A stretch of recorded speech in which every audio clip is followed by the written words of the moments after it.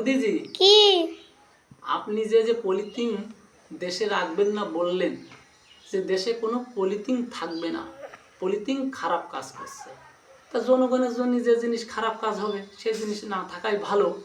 তা আপনার কথায় আমি একমত, কারণ কৃষির জন্য জনগণের যেটা খারাপ হবে সেটা না থাকাই ভালো। কেন?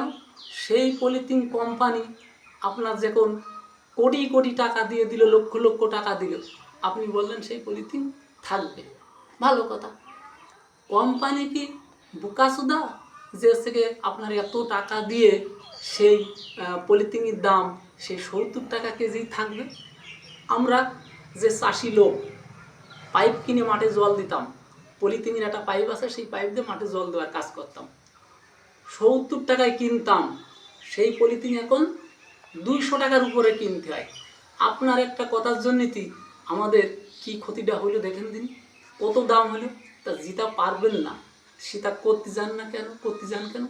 যে জিনিস বন্ধ করতে পারবেন না সে জিনিস কেন করতে যান? আর করে আমাদের এত দুর্ভোগে কেন ফেলেন?